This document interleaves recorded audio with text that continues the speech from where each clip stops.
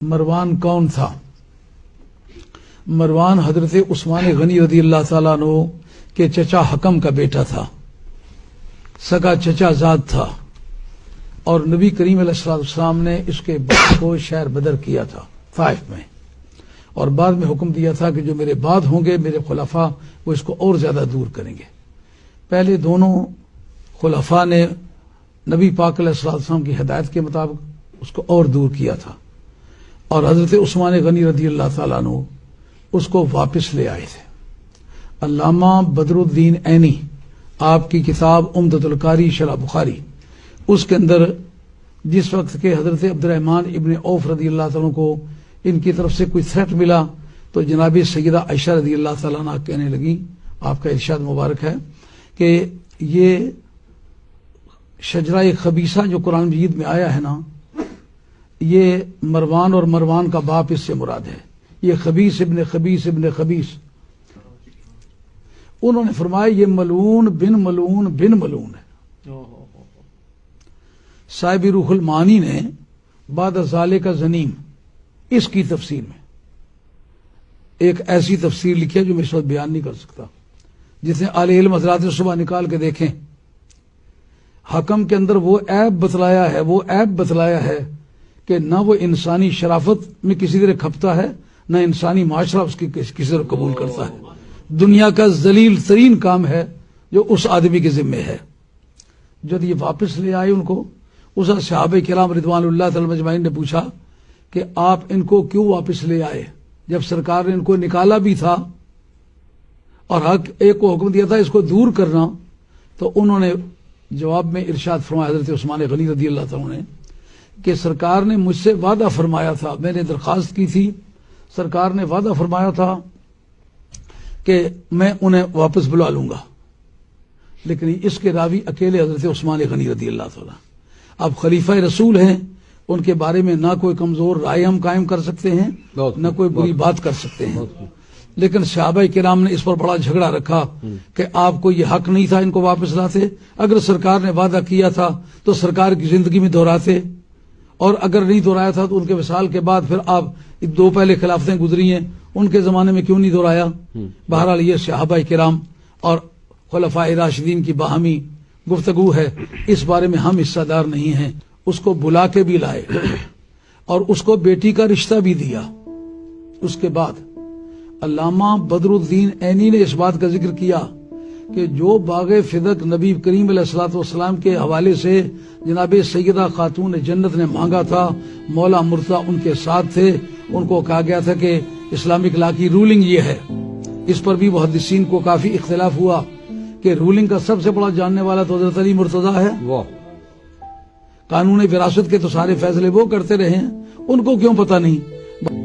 حضرت عثمان غنی رضی اللہ تعالیٰ عنہ نے جب اس کو بلا کے اپنی بیٹی دی تو اس کو وہ باغ فدق بھی دیا جو نبی کی بیٹی کو نہیں دیا جا سکا تھا، تو اس کو دیا گیا۔ اور افریقہ کی 4 لاکھ درہم سالانہ آمدنی جو تھی وہ بھی بغیر کسی وجہ کے اس کو دی۔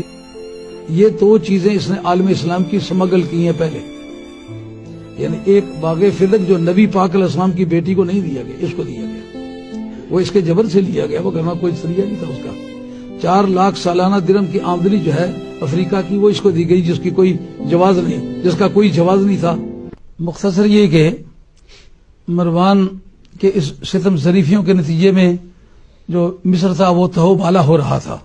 بالآخر وہ لوگ اکٹھے ہو کر کے آئے کہ آپ اس وقت اپنا گورنر واپس کر کے کوئی ایسا آدمی دیں جو اس خاندان سے تعلق نہ رکھتا ہو۔